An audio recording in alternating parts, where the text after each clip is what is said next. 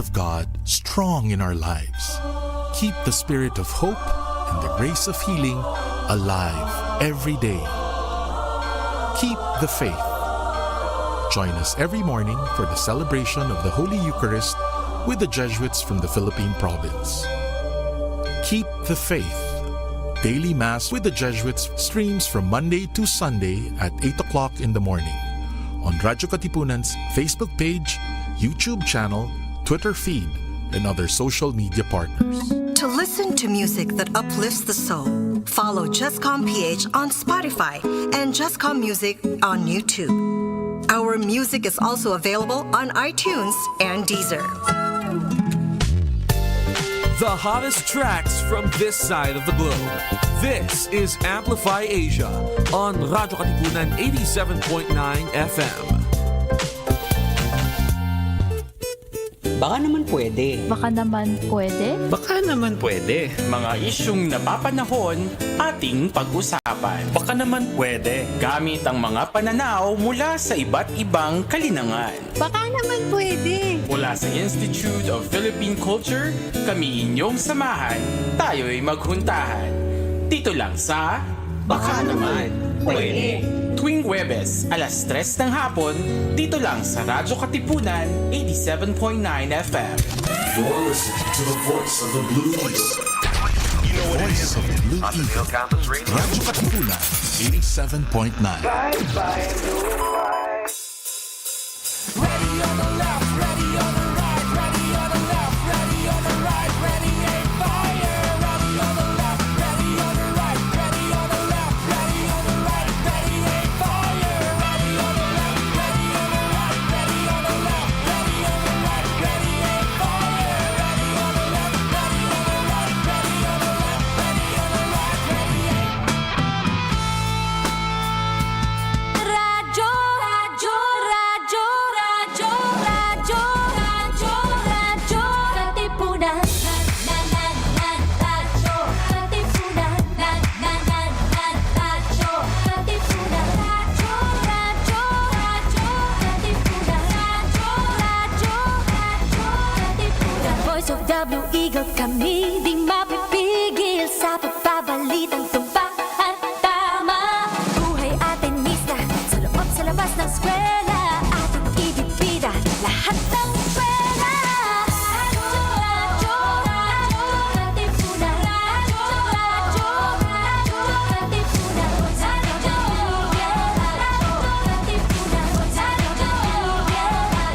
Katipunan. Katipunan. Kawal ni Ignacio, Katipunero sugod, todo sa kayod, punong at tulong. Lipad na Blue Eagle, galing giting at tigil. Blue and white, one big fight.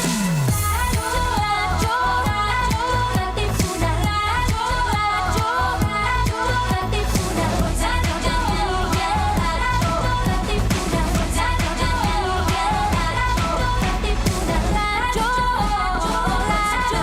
Katipunan. Radyo, Katipunan.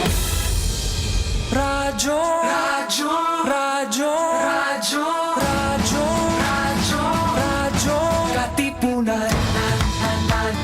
Radyo, Katipunan. Radyo, Katipunan. Radyo, radyo, Katipunan. Radyo, Katipunan. Voice of the Blue Eagle, kami di mapipigil sa pagbabalitang tumpak at tama. Buhay atenista, sa loob sa labas ng eskwela, ating ibibida lahat ng eskwela. Radyo, radyo, radyo, Katipunan. Radyo, radyo, radyo, Katipunan. Radyo, Katipunan. Katipunan. Kawal ni Ignacio, Katipunero sugod, todo sa kayod, tulong at tulong. Lipat na Blue Eagle, galing giting nagigil. Blue and white, one big fight. Radyo, radyo, radyo, Katipunan. Radyo, radyo, radyo, Katipunan. Radyo, Katipunan. Radyo, Katipunan.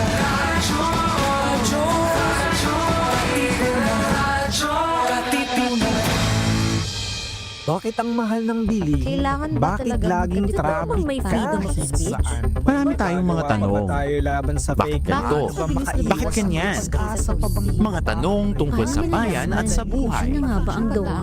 May solusyon nga ba?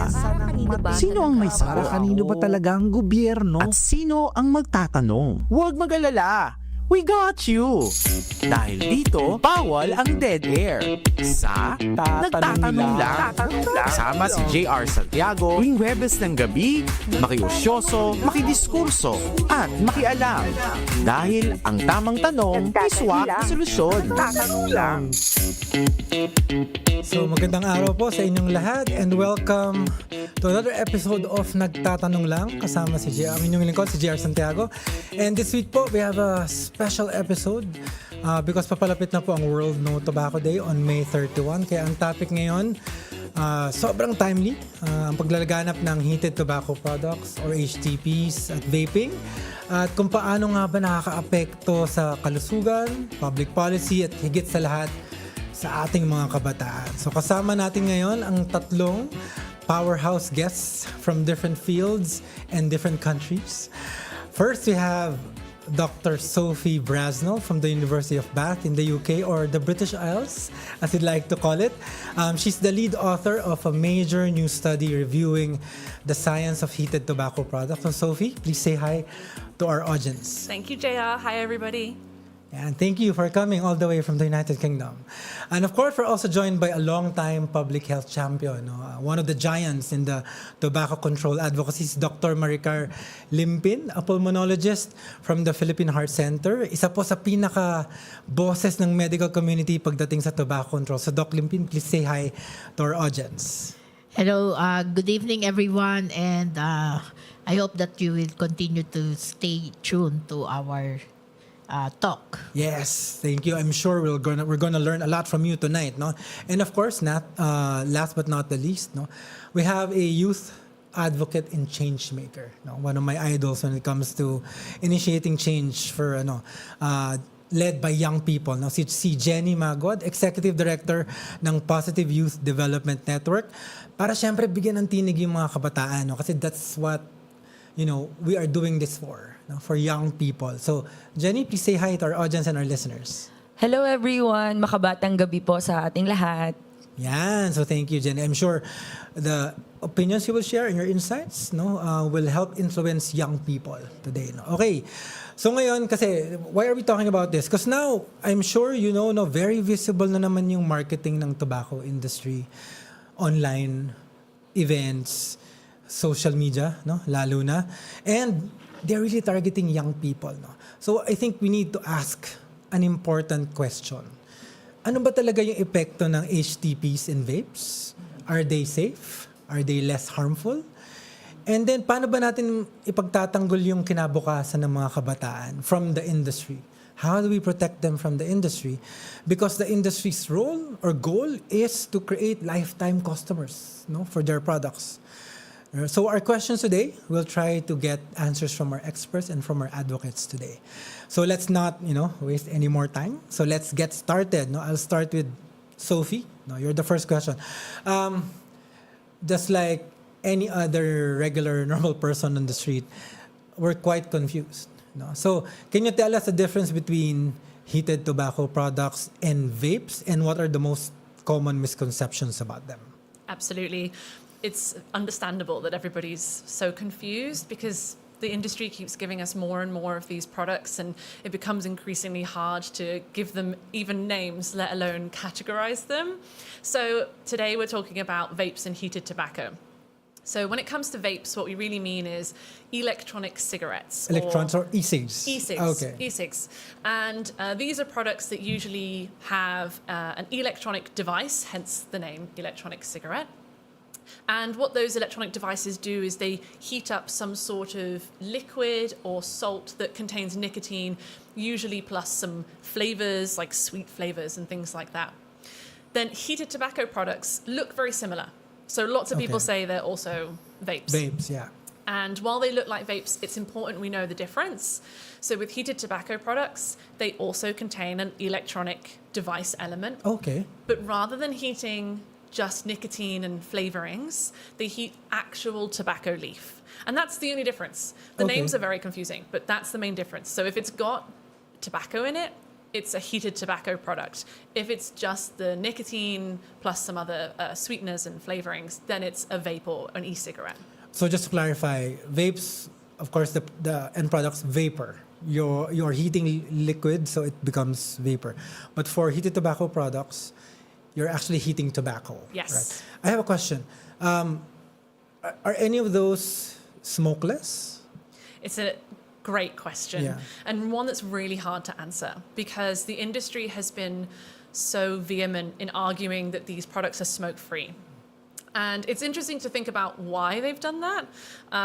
It's not necessarily because the data shows that they are smoke-free. In fact, there's independent scientists who say that the emissions from a heated tobacco product could be classified as smoke, as well as, saying these products are safe and things like that. How do we define safe? How do we define smoke? And the evidence is actually mixed. But the reason that they are calling these products smoke-free is not necessarily because they are, but because they want to get better regulation for these products. So by calling them smoke-free, what they do is make them sound different to traditional tobacco products like cigarettes. And that means that policymakers then might treat them differently, give them better regulation that's more favorable to the industry. So, for example, in the UK, we have smoke-free spaces, like public spaces. You can't smoke cigarettes. But if they call these new devices smoke-free, they're then exempt from those smoke-free places. Wow, very tricky. Yes, so we have to introduce new regulation all the time. So they're very clever in coming up with these terms that will help them circumvent regulation. Well, thank you for clarifying that because it gets a bit confusing. Like Yeah. me before, I didn't know the difference between these products. Okay, now let's go straight to the point, to your studies and what you have researched on so far. So you reviewed many studies on HTPs. So what does the evidence show about their impact on health now, even when smokers switch completely from cigarettes to HTPs? Yeah, so we looked at the clinical trials on HTPs, which is essentially studies where real human participants are given these products, and then we track and monitor the effects on their health. And when we looked at these studies, we categorized their findings as to whether they found that HTPs had a positive or beneficial effect on health or a negative or harmful effect on health. And what we found is you would think if they were supposed to be less harmful that most of these studies would find that HTPs had less harmful effects or beneficial effects compared to cigarette smoking. But actually, we found that they were really mixed. Even within a study that maybe measured, 10 different outcomes, across those 10, they might find that some of them indicated that heated tobacco products were beneficial compared to cigarettes and other ones weren't. So it's really confusing. And so what we ended up saying was actually the data are so mixed that we can't be conclusive as to whether, what are the risks of heated tobacco products, even compared to cigarettes, and even compared in smokers who made a complete switch. There was still some data that showed sometimes they were harmful and sometimes they showed benefit. But the other key thing we found was that the studies were largely funded by the tobacco industry. Oh, okay. Yeah, which is a big problem. Yes, it is. So maybe that explains why we have such mixed data, because the studies were not very good. They were, as I said, largely funded by the tobacco industry, who have a vested interest in trying to prove these products are less harmful. So they introduce bias when they're reporting and conducting these studies. But we also found that they were inadequate at truly assessing the health impacts of HTPs because they were really short. They were less than 5 days, most of them. Less than 5 days? Less than 5 days. A clinical test, less than Clinical test. Imagine you were using a pharmacy. Imagine you went to the pharmacy and picked up a drug and they told you, oh yeah, we tested this, but we only tested it for 5 days. For 5 days, okay. Not very good. And then the other thing that they do is these conditions that they conducted the studies in were not very representative of the real world. So they took their patients and they put them into clinics or laboratories to use the HTPs. And they were strictly monitored. So they had to use the HTP and they had to use it for a certain amount, certain time of day, etc. But in the real world, that's not how people use HTPs or vapes or any tobacco product. And in fact, in the real world, we see that most people who are using these products are continuing to smoke cigarettes or are poly-using with a bunch of other products. So it's a bit of a dismal picture, unfortunately. But yeah, the data is not there yet to say that HTPs are less harmful. Oh, thank you for that. So my takeaway from your answer is, number one, we cannot definitively say yet because there's not enough credible science out there. Exactly.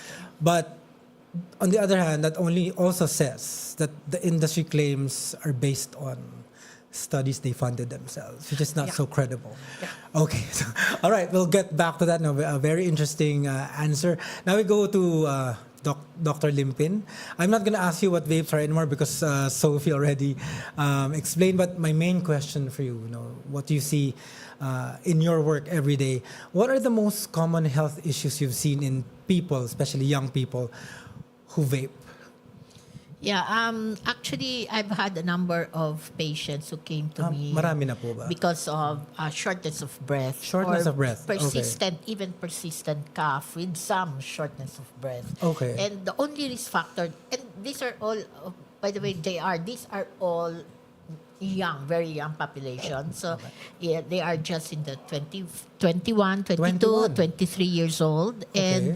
And some would actually have history of vaping even just for 1 year. 1 year? Yeah, and they already kept coughing. Wow. Coughing that never disappear even after several medications have already been given to them. So this will be like, let us say, 3 months, 4 months, 5 months coming to me because they could not explain anymore what they have been experiencing. And the only thing that I can think of that is causing the problem is the vape. It's the vape. Yes. Okay. So I would actually tell them to stop. And lo and behold, things will not actually get better after stopping because people will continue to still experience some coughing until maybe after about 6 months of stopping. Okay. And that is only the time when patients would actually feel a lot better, would also start to have some improvement as far as breathing is concerned. No? So, marami ang mas magandang pakiramdam pagkatapos mag-quit. Once that they have quit. No? So, it is really the only thing I can really explain. No, the symptoms will be really related to vaping. Yeah, pero Doc, you said shortness of breath, and what do they usually lead to? I mean, do they get kunyari diagnosed with pneumonia, or what happens apart from the coughing?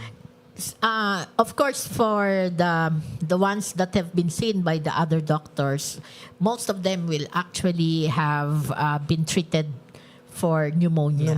Kaya lang, it doesn't stop. It doesn't stop. Okay. So they were actually given already so many antibiotics. So what I do is usually just to prove whether it is infection or not. So examine ako ng sputum. Yes, and the results actually will turn out to be negative. And even the chest X-ray, there is no evidence of any pneumonia, except that they keep on coughing and they're having this shortness of breath. But JR, there are now studies coming out that even with just a very brief exposure to the e-cigarette smoke, there is already an evidence of increased airway resistance. Anong ibig sabihin? Ang ibig sabihin nito, sumisikip yung daluyan ng hangin. Okay. And that is the reason why patients actually will be complaining of shortness of breath. Wow. So, it's like the onset of an asthma. Yes. So parang hinihika, parang may COPD. You know, but these are only people vaping for 1-2 years, no? Wow. And very young.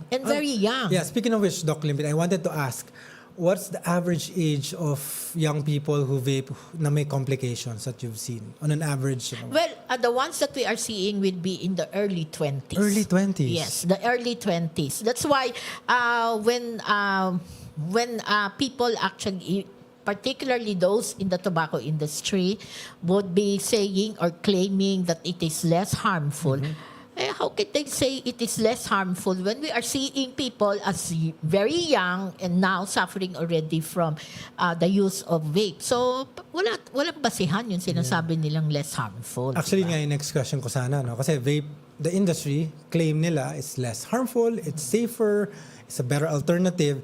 So based on what you see, no, let's be definitive about it. Yeah. Based on what you see at the Philippine Heart Center, is that claim true? No, it's not. Definitely, it's not. It's No, not true. Because if you say less harmful, then dapat walang nagkakasakit. Yeah, no one should Diba? get sick. Yeah, no one should get sick. May nagkakasakit eh. Yeah. So how can you claim That is it is safer. less harmful? Yeah. Hindi yun safe, lalo na yun safer, no? Yes. Kasi it cannot be safer. It cannot also be less harmful. Yeah. So talagang they have to admit, no? Sabi ko nga noon sa yung latest na hearing sa Senado, wag na tayong maglokohan. Yeah. Right? I Diba? heard that. You were very passionate wag there. na tayo maglokohan. Let Yeah. us not fool ourselves. Let us not fool anyone here. Let's admit to the truth. There is no truth doon sa sinasabi niyong less harm. Kasi pag less harm, dapat wala na talaga magkakasakit. And actually, I gave also very good example of a very young Filipino patient, 22 years old, 22. whose only risk factor yung pag-vape Okay. for 2 years. This person got heart attack, no? May evidence, nag-coro-angio, pinakita, may bara.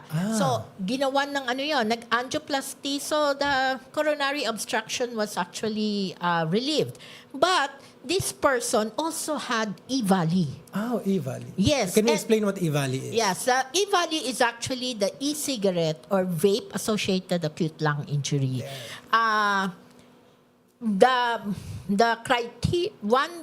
Criteria for that is dapat yung nakikita mo sa X-ray or sa CT scan, it should not be because of any other medical condition, particularly respiratory infection. So a respiratory panel was done. Everything turned out to be negative. So related. And so we are now really saying, and we can definitely say that what the patient had was E-Valley. Unfortunately, dalawa.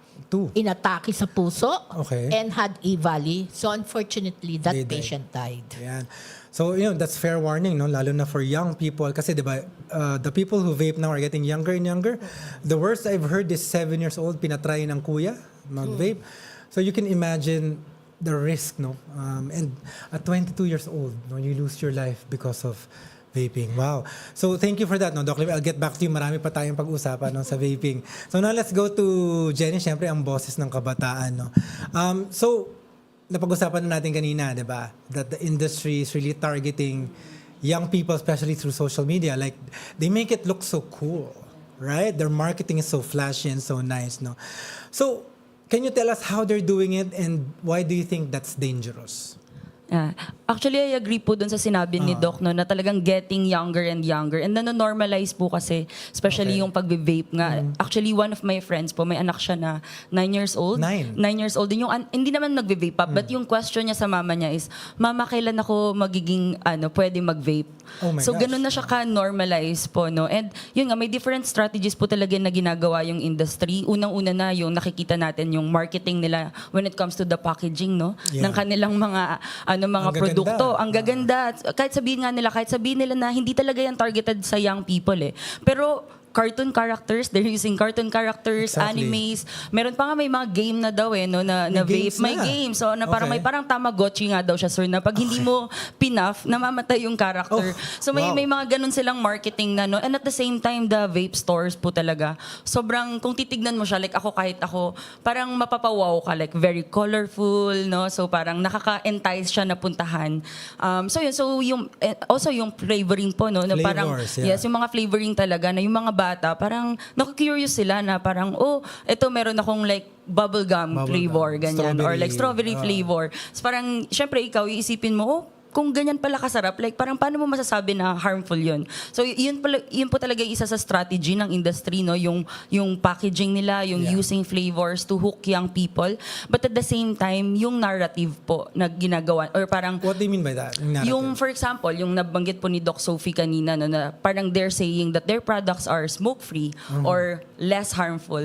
So unfortunately, medyo yung narrative na to, naging sobrang popular kasi siya. So pinaniniwalaan po talaga siya ng mga young people na parang, okay, kung pinagbabawalan mo akong manigarilyo dahil harmful to sa health ko, okay, di magbe-vape na lang ako kasi less harmful naman siya eh. 'Di ba? And lalo na yung smoke-free, no? Especially for mga young people na yung advocate din of the environment, for example.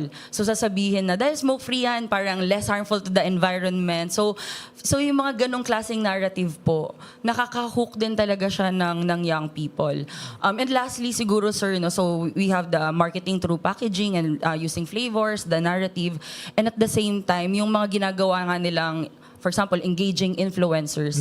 And yung pag-engage, kasi nga, di ba bawal naman po talaga mag-promote ng tobacco products. Pero yung social media kasi hindi pa to sakop, no, ng batas. So hopefully soon, no, na parang ma-regulate din po talaga. And yung ginagawa po ng industry, they're not even asking the influencers to directly promote the product. It's just doing their own niche, no, yung mga ginagawa talaga nila, for example, nagmumukbang, ganyan.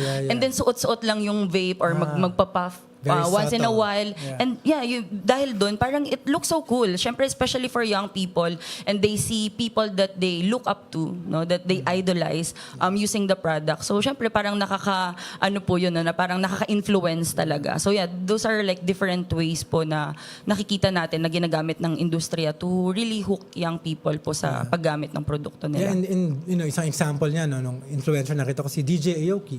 Meron siyang collaboration with IQOS, which is a Philip Morris brand. And then, like yung sabi mo, is dangerous kasi kumukuha sila ng bagong customers. And then lifelong addiction yung target nila. And once you, parang once nag-start ka po kasi, yun na yung medyo mahirap na like, paano mo i-stop? And at the same time, pag na-build na yung behavior na yun, mahirap na. Pag pinagsabihan mo siya, no, that's bad for your health, mas parang baka mas lalo pa silang mainis sa'yo na pinagsasabihan mo sila. So, as much as possible talaga, dapat prevent.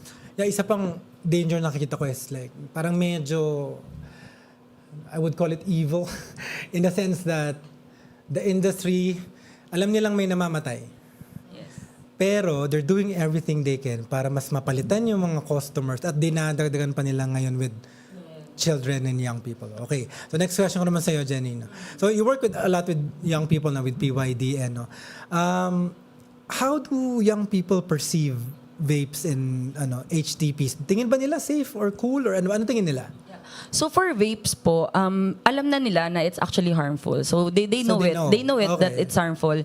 For HTPs though, I think, Doc, no, tama, parang it's relatively new din kasi in the Philippines. So most of young people, hindi pa sila ganun ka-familiar with HTPs. But at the same time, dahil nga po dun sa branding nila na smoke-free, so nabibuild yung narrative nga na it's less harmful talaga. So actually for some young people, yung ginawa po nating survey, no, for our youth-led campaign, nakita talaga doon na like majority ng young people, mas nakikita nila na less harmful yung mga smoke-free products.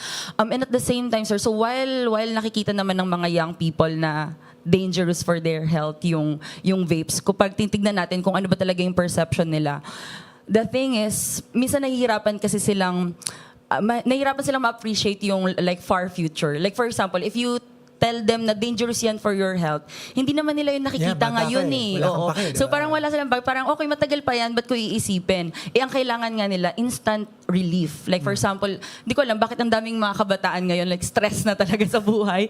So parang kailangan nilang maghanap ng di ba sir, kailangan nilang maghanap ng way to relieve that stress. And yung marketing ngayon tuloy ng mga vape companies na, one puff and parang you feel better. Parang ganyan. So parang kami ngayon, it's challenging for us to think, okay, ano yung counterpart na like parang, kasi kung sasabihin mo sila, okay, you exercise, you jog, ang taga, like kailangan mo ng 10 minutes na mag-walk para ma-feel mo yung effect, no? Eh sasabihin ng industry, sa amin 1 puff lang. So yun yung medyo challenging po for us. Kasi yes, while they see it as harmful, mas important sa kanila yung instant na relief. Wow. No, You know, that's a very important point, especially for advocates out there, us as advocates. The health argument is not as effective because when you're young, you don't think about it, no? So we have to find ways to really communicate. Doc Limpin, you wanted to add? But you remember that that's also exactly the same way that smokers feel, no? Because they would actually start very young, hindi nila na-feel yung harm, no, na pwedeng gawin sa kanila. And of course, being young, you feel like you're invisible, right? Yeah. So that's exactly also the same thing. But look, sa pagninigarilyo, we have seen that after several years of smoking, now they start to feel all of those harmful effects, no? And in fact, we have a lot of patients na inatake sa puso, na stroke, nagkaroon ng COPD. All of them actually said, I should have known this a long time ago, because if they have known that they are going to get sick, no, the way they are already sick right now, hindi daw sana sila nakapag-umpisa ng paninigarilyo. And actually, ganun yung iniisip ng mga kabataan natin.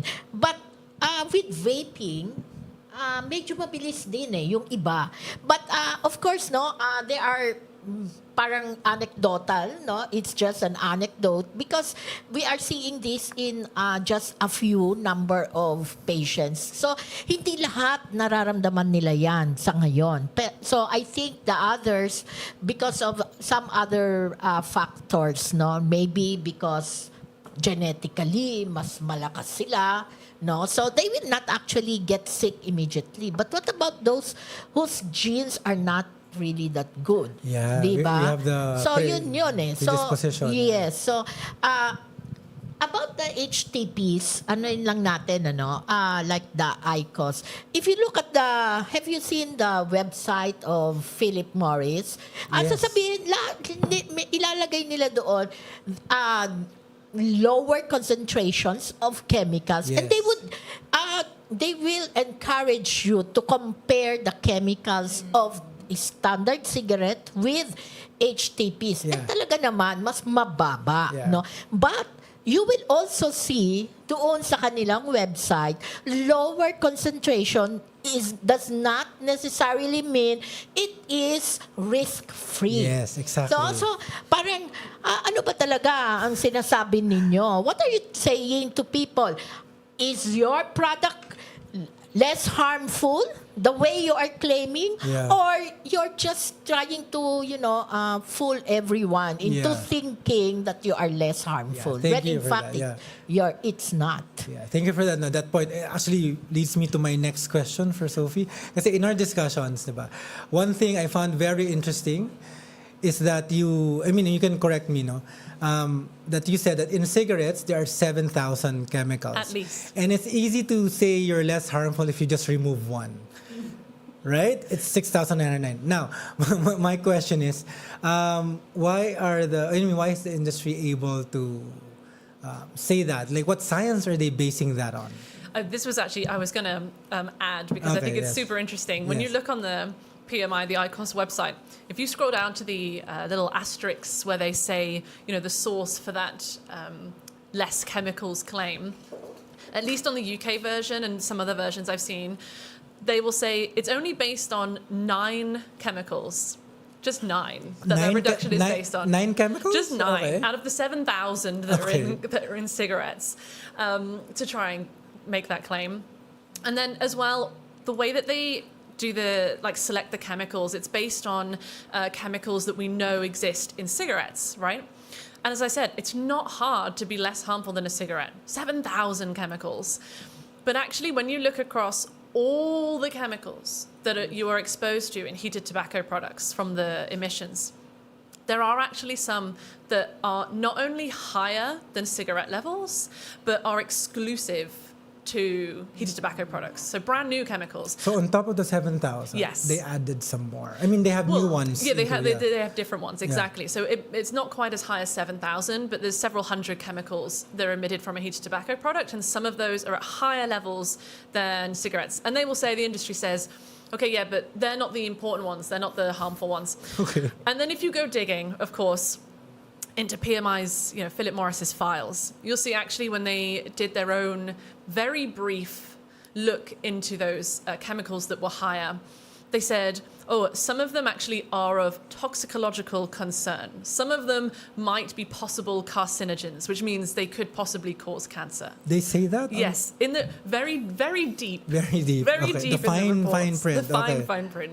So yeah, so it really is, once you start scratching the surface, you see that really the science is not there to support their claims. Okay, so we have some questions, but before we go to the questions on our Facebook page, because one of the narratives as well that the industry pushes is that, HTPs and vapes, but let's focus on HTPs, can help you quit. Is there science that says it can actually help you quit? No. Simple answer. No. Simple answer. That's it. Okay. I'm done. No. So yes, the industry, especially at the moment, PMI are really pushing this with IQOS and saying 72% of our 30-something million IQOS users have successfully quit smoking. Okay. And again, scratch the surface. Uh-huh. If you look, they won't quote any publicly available published data. They just say it's from internal marketing studies. Okay. So basically, they're saying, trust us. They did it themselves. Just trust us. Yeah, Okay. we're not going to show you where we got these numbers from. Just trust us. And then when you actually look at the data that is published, Okay. even PMI's data shows that many IQOS users continue to smoke cigarettes. So where did the 72% come from? But who knows? Yeah. Okay. Who knows? Right. This is the point, right? Yeah. If PMI wanted to prove that to us, they should publish the data, but they don't. And so we can't trust that number. How do we know that it was 72%? And the other thing is that they, the way that they conduct those studies, we did a little bit more digging, and we're really scratching the surface, is they defined a successful switch from heated tobacco, from cigarettes to IQOS, as just 7 days quitting. 7 days quitting. Yeah, so if someone had quit for 7 days, they were like, yep, tick, that person is part of the 72%. Okay, so that's where the 72%. Okay. Yeah, which is just not realistic, right? We know, Yes. I'm sure many of us have got friends and family who have tried to quit. It's not that easy. It's not that 7 days is not enough. Months. It takes months to properly quit these highly addictive products. Oh, thank you for that, Sophie. No, I not think at all. very enlightening. Now let's go to Doc Limpin again. No? We have a question from the Facebook page, no? And it's very relevant because we're talking about the users. Now let's talk about the people around the user. So how dangerous are the fumes or the vapor from vapes to those receiving the second-hand smoke? Yeah. So first of all, let us be clear about this.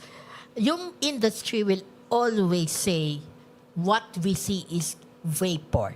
It's not vapor. Okay. Kasi ang vapor is liquid. Now, once you hit it, it dissipates into gas. Yes. Right? It transforms into gas. But this one, it does not only transform into gas, but there are actually particles, particulate size that you Okay. can find in it. So, example ng mga chemicals that are found in the so-called vape smoke. I would like to call it vape smoke. Okay. Yes. May mga toluene, may formaldehyde, merong mga So, why iba't-ibang is toluene chemicals. bad? Ano po yung effect ng Toluene toluene? is actually the substance or the chemical that we see usually in rugby. Rugby. Yeah, di ba? You know what rugby does Yeah. to And then, those people, especially the children. Yes. Alam mo yung mga They're drug hinihit addicts, yeah. nila. Yeah. Oh, that's And then, I a also form wanted of addiction. I also wanted to clarify. Formaldehyde is the one they use to preserve dead bodies. Yes, Right, okay. and it is actually a chemical that has been proven to cause cancer. Cancer. Okay. Yes. So, Sige, tell us more. Marami pang mga Okay. iba pang mga chemicals that are found. So, it's not vapor, it's an aerosol similar to the smoke we see with cigarette. Okay. So parehas na parehas 'yan. So, ano ang danger? Of course, just like with cigarette smoke, one can get sick by exposure to this vape smoke. So even if you're not vaping, Yeah, you're exposed. even if, but of course, no, it will require some time of exposure. Okay. So, sa cigarette smoke, sinasabi namin, there is no safe level. No safe level. Right? Okay. So ako din, I will actually look at this similarly to cigarette smoke. There is no safe level Okay. as far as vape smoke is concerned. Can you just imagine, later on, nakita natin, nagkaka-cancer na ang mga tao because of the exposure to second-hand vape smoke. Wow. Di ba? Yeah. And there is actually a study now that shows that the chemicals found that is being inhaled with vape can cause damage to the DNA. And the damage to the DNA is actually the main reason kung bakit ang mga tao magkakaroon ng cancer when they smoke. Yes. And that is also exactly the same finding that was now seen with e-cigarettes or with vape products. And ang nakita, mas mataas ang damage sa DNA if you're using the pods. Kasi The mayroon pods, pang pods, may yes. mods, Yep, no? yep. Yung mods, yung malalaki. So, mas mataas. Pero, the mods also causes a lot of damage. But ang pinakamataas na damage to the DNA is the pods. And then the flavors also has a role. Even the flavors? Yes. Ang highest DNA damage is seen in sweet flavors, followed by the menthol, Okay. the mint or the menthol, and the fruit flavor. Anong nakikita natin in the market? There are sweets, no? Parang mga candies. There are fruits, no? Fruit flavors, no? So, definitely, no? Ang problem natin dito with vapes, we can expect really cancer, no? In the long run. Wow. So I guess that's also fair warning na hindi lang ikaw. Pamilya mo, pwede mga kaibigan mo. Pamilya mo. Yes, Wow. parehas lang sa cigarette, Yeah. So, exposure to second-hand Yeah, smoke. quick follow-up lang. For example, yung nag-vape ako sa isang room, in danger din ba yung nasa kabilang kwarto? How long does it stay in a room or in a house? That, I think, hindi pa natin, we have not actually, Like how long do the are vapors there stay? any studies of that? Not that I'm aware of. I mean, there's quite a few studies on the emissions from these products, both HTPs and vapes, and the secondhand smoke. And it's really tricky because a lot of the data is dominated or influenced by the tobacco industry. Okay. Right? All right. So it makes it even harder to know what exactly is accurate on that. But anything that you're inhaling into your lungs other than air is likely to be causing some damage. And certainly we've seen as well, I don't know if you have it here in the UK, it's really common. If you go to someone's house who is a cigarette smoker, the walls turn orange brown from the nicotine and the tar. And of course, they might not have smoked. It's possible they might not have smoked for many years prior to that, and it's still sticking there because, as you said, the vapor isn't just vapor. It's not just gas particles. You know, there are actual chemicals, metals. There's even like mercury in vapor. Lead. Yeah. So all of these are going to have to go somewhere. Yeah. So even if they don't stay airborne, they might end up on your surfaces in your home for many, many years to come. Yeah, or maybe during the summer the walls get heated, maybe they evaporate again, or Okay. Yes. JR, if I may also sure. add, no, I'm actually thinking that probably, although of course there are no studies yet on this, no, but if you will look at the chemicals, there are some heavy metals as well. Heavy metals. Yes. So just imagine what is the weight of these heavy metals. It's probably quite heavy, right? And would you expect something that is heavier to easily be, you know, carried away from wherever you are smoking? So it will of stay. course, it will probably stay. Logic Yes, dictates yes. that Yeah. it will not be easily carried away by wind. Yeah. Wow. Thank you for that insight. Maybe it's a subject for new research, no? Let's go back to Jen naman. No? I think, no, let's go back, no, to again who we are doing this for, the young people. Pero I also want to understand, why do you think bakit yung mga kabataan they're very vulnerable? Why is it to the marketing and to the tactics of the industry? Gusto ko lang sabihin pala, sir, no, na yung kay Doc, medyo na-alarma ako dun, Doc. Kasi kala ko yung flavors, ginagamit lang siya to hook young people. Pero may added pa pala siyang health risk, no? So medyo alarming po yun. But to the question naman po kung bakit mas vulnerable yung young people sa mga ganitong tactics. So syempre unang-una po, when you're young, nandyan yung yung age of curiosity. Okay. 'Di ba? Madali talagang ma-curious yung mga young people, especially if they see it nga sa mga people of influence, like for example, their parents, their peers, ganyan, no. So and yung mga influencer, no, na fina-follow nila, madali silang ma-curious. And at the same time, ito din yung age of peer pressure talaga. So parang kung nakikita mo yung friends mo na gumagamit nito at ikaw lang yung magsasabing hindi, bad yan for you, ikaw yung parang add one out, diba? So and ayaw mo yun. So parang kung nakikita mo ito as cool, so parang syempre ikaw talaga parang maiinganyo ka kumbaga. So I think yun talaga, sir, like dahil nga curious sila and at the same time, madali silang ma-influence, especially ng peers nila. So parang merong FOMO effect. May FOMO effect. Fear of missing out. Yes. Right? And ngayon, sir, dahil nga sabi ko kanina, medyo na-normalize na kasi yung vaping. Like, di ba, parang for example, for universities, makikita mo yung mga students, naka-lanyard. Naka-lanyard yung vapes nila, no?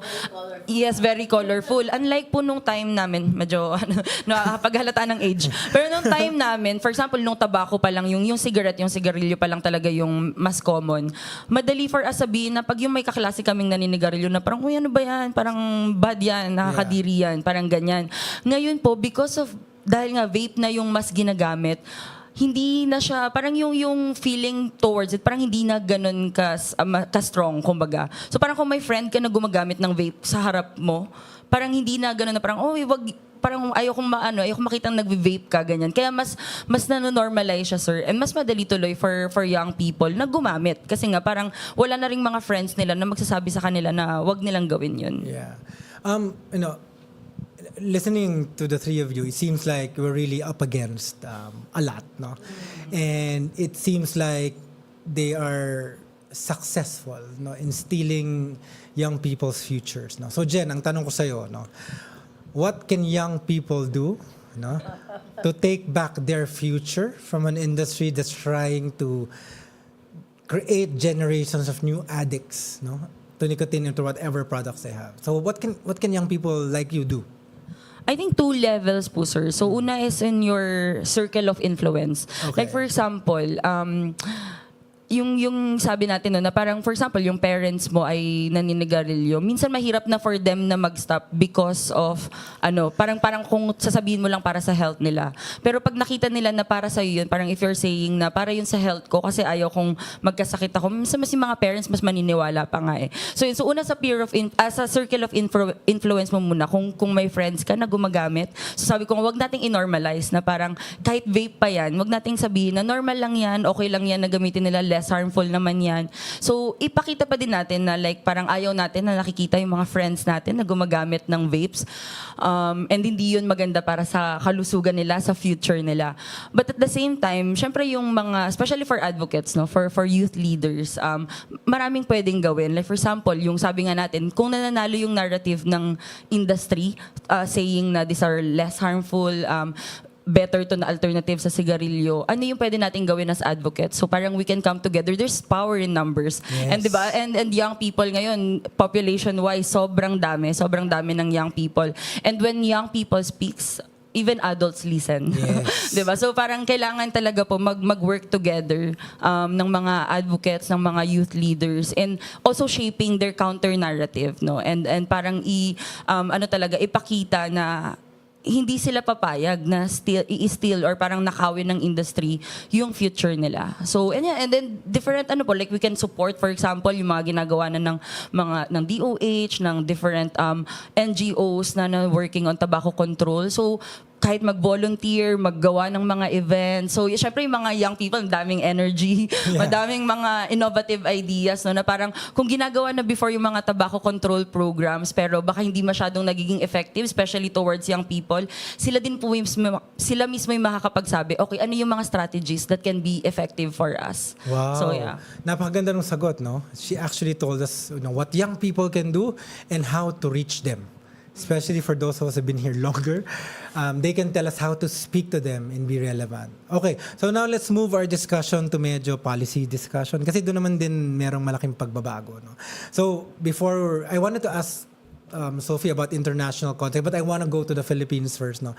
So Doc Limpin, you've been on this for many, many years. So there are some questions from online, si Adrian Ocampo. No?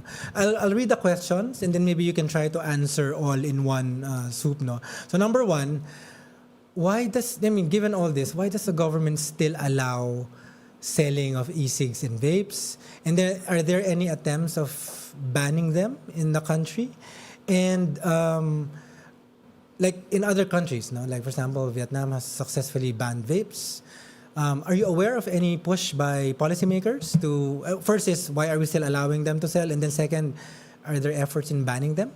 Okay, number one, they continue to allow e-cigarettes and other vape products simply because the government is getting money from it. Revenue, access. So in terms of revenue. But, the revenues that we are getting from it compared to probably what we will be spending on healthcare. Yeah. That is something that government has not looked into yet because we have not really gotten how many of the people who are vaping are getting sick. Okay. Because most of the time, the people actually do not know that they're getting sick because of the vaping. Okay, so that's the number one problem that we have. So I think that government should now start to look into what will the impact be on economics. No, if people starts to get really sick from vaping, and if they will think about that, then they will start to think about maybe increasing the tax on these products. Similarly, taxing these products similarly to the tax that we are imposing on the traditional cigarettes. Actually, that is what we are asking the Congress to do. No, although there are some attempts by the industry to lower down the taxes even on the traditional tobacco, but they do not want to have an increase. And the vape industry, they keep on saying mamamatay ang aming mamamatay ang industriya kapag magtaas ho ng tax. And I actually wanted to tell them, if you are saying na kasi marami daw illicit trade, I'm actually thinking, if that is true, then how come you are still in this business? In the same way that the tobacco industry has been saying that for a long time, that their industry is going to be ruined by taxes. Look, up to now, they're still into this business and they're earning billions. It's not just millions, it's billions, huh?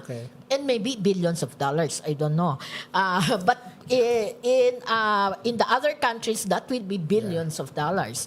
So, yun yung ano. So, I think that policy-wise, we need to be more strict, and have probably push for stricter regulations. But, if the industry kept on harping illicit trade, increasing illicit trade, their industry is being ruined. I actually told industry, if that is the case, if we cannot have stricter enforcement of our tax administration, then maybe it's high time for us to push for banning. We have to nip the problem in the bud. And, this is the right time to do it. Kailangan lang ng political will. Wag na tayong magpatumpik-tumpik, really, our vape law, what we have right now, has been tremendously watered down. Okay? It was pushed by the industry. Okay. And there was very strong lobby. Hindi, ginawa nga nila ito during the time na nagkakagulo tayo sa COVID-19. Oh, And all of us in the health sector were so busy battling the pandemic. They took advantage of that. You know how wily these people are. Kasi biruin mo, habang hindi pa kami makapag-isip ng mga kung paano ang gagawin sa kanila, kasi we're so busy battling the pandemic, tapos pinush nila yan. Yeah. And by the time nakaka-recover pa lang tayo sa pandemic, lo and behold, they passed the law. Very sneaky. Yeah, very sneaky. Wow. Well, thank you for that. No, I also admire your passion. Even though you've been in it for a long time, I hope that all of us can become as passionate as Doc Limpin, no? Galing. No, so now, we talk about the Philippines. No? Sophie, I want to ask you, can you show us or give us a few best practices that you've seen around the world on how to regulate and how to protect the health of citizens? I mean, it's hard because what do we mean by best practice, right? When it comes to addictive and harmful products. But there is some light at the end of the tunnel starting to emerge. So many countries are now starting to consider something called endgame policies. Endgame policies. Endgame policies. So these are policies that governments are trying to introduce, and the idea is they're going to end cigarette smoking, end addiction to tobacco and nicotine, hence endgame policies. And the big one that has been considered by some governments is like a smoke-free generation. In the Maldives, right? They passed. I don't know if I think the Maldives. So New Zealand passed it, but then unfortunately there was a change in government and it got revoked, which was a very sad day. But in the UK, we're now trying to implement it, and I mean, touch wood, fingers crossed. It's looking like it's going through. And essentially what that would do is raise the legal age from which you can buy cigarettes each year. So it means that, for example, when it was first proposed, they said anyone born after the 1st of January 2009 would essentially never be able to buy cigarettes. Because as they keep getting older, the age of legal purchase keeps getting older too. Okay. So when they're 18, for example, the age of legal purchase might be, 20-something. And it keeps going up. And eventually what that means is you end up with a generation that physically could never buy cigarettes and hopefully would therefore never be addicted to them. Okay. I mean, maybe a quick yes or no answer. You think banning all these products is the solution? It's hard to say because I'm a core scientist at heart, right? And I think that particularly when it comes to smokers, there's a lot of blame. Actually, it comes a lot from the industry on the individuals themselves. It's, the industry saying, well, we're just offering these products. It's up to you whether you want to use them. But we've heard how they are specifically targeting people at their most vulnerable, particularly youth, right? And so to say that we shouldn't allow smokers to access products that might potentially help them is not necessarily going to help the problem. And so can we say we can outright ban them? That's a difficult one. But certainly we should ban them commercially. Okay. These products should be coming in as medicinal products, the same as pharmaceuticals. There's a reason that successful cessation aids, so people know the patches, the nicotine patches, right? Those nicotine patches have been around for decades. They help smokers quit. You don't see kids using them. Yeah. And that's because you have to, in the UK or in other countries, they are licensed as medicinal products. They have to have a ton of research done before they can come to the market. Some of them you have to have prescribed by a GP, by a doctor. And so if these products that the industry is introducing are actually less harmful and actually will help people quit, that's the route through which they should do it, so that they can only reach smokers, the people who might need it, and not be able to harm everybody else. Wow. No, I love that answer because, you're telling us that we really have to think about what we're going to do in terms of policy to make sure it's the right one. We cannot just copy. But no, I really also want to thank you for giving us an international perspective. And for me, I feel like we're not alone in this fight. And we have people like you who help us. So thank you. Thank you for tonight. So now we're going to ask the last word because... Wow, we only have 5 minutes left. So, Doc Limpin, what is your final message for those who are using for those who are thinking of using vapes, and to the Filipino in general? No, what would you like to say? Well, to the Filipino in general, particularly yung mga younger age group natin, I think you have to start thinking smart, no? Not just thinking about kung may ibibigay na relief yan o medyo parang mukhang cool, no? You have to think smart in the manner na you have to think of what will happen to you later on. So, mas mahirap ang magsisi sa huli kesa sa wag mo na lang gawin yung dapat na na hindi mo dapat gawin. I'd just like also to have a say with regards to the ban. Okay? Kung napansin niyo, I am really for banning.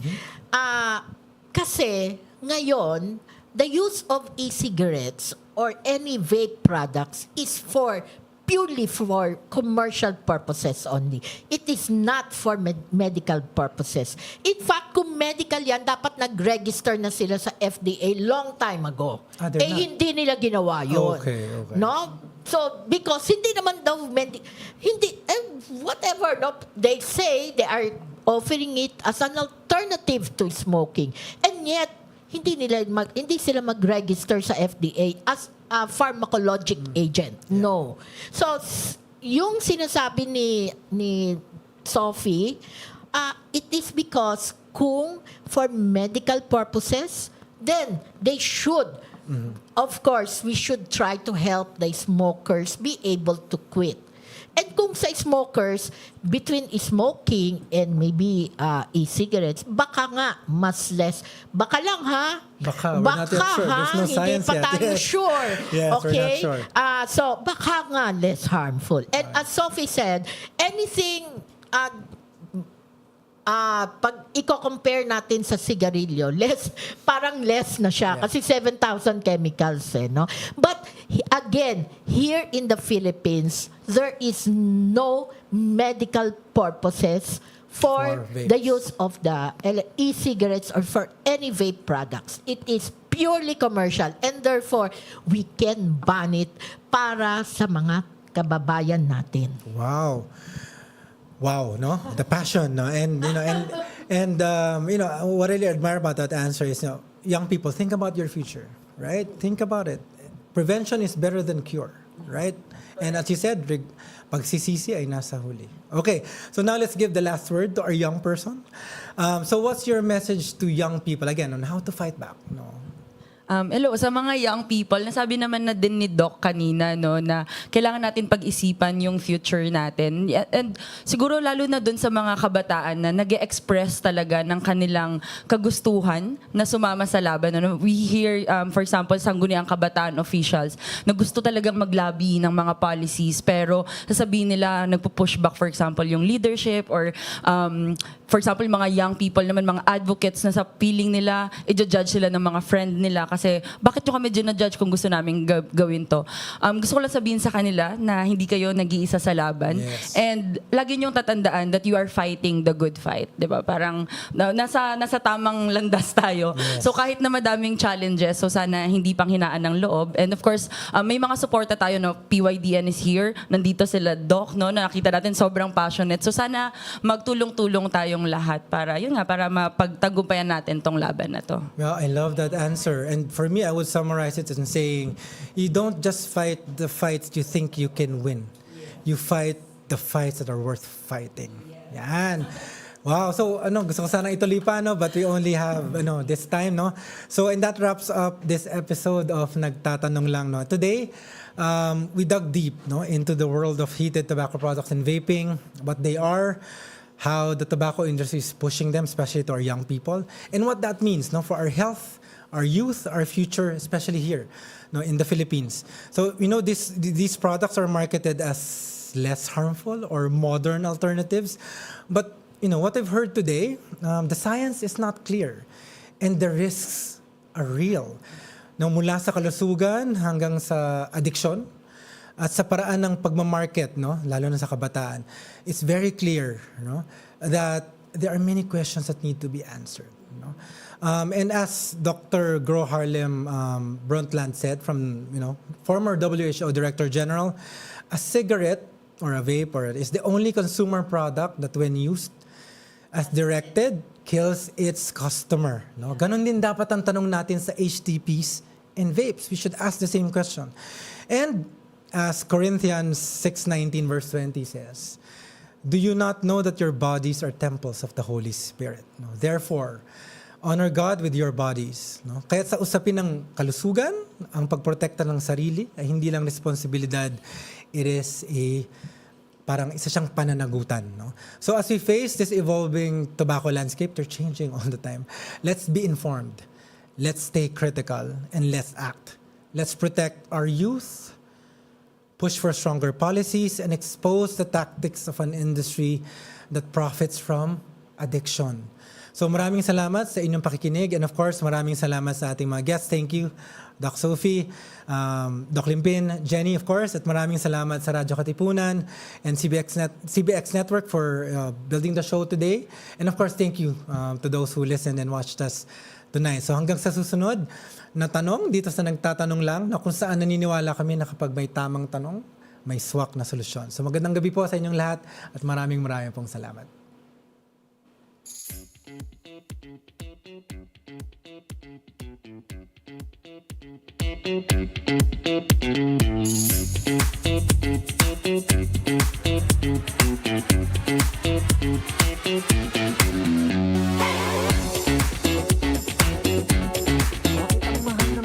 Kailangan ba Bakit talaga laging traffic may freedom of speech? Marami tayong mga tanong. Tayo laban sa Bakit fake ganito? news? Bakit ganyan? Mga tanong tungkol sa bayan at sa buhay. Sino nga ba ang donor? May solusyon nga ba? Sino ang may Para sagot? kanino ba talaga ang gobyerno? At sino ang magtatanong? Huwag mag-alala. We got you! Dahil dito, bawal ang dead air. Sa Nagtatanong Lang.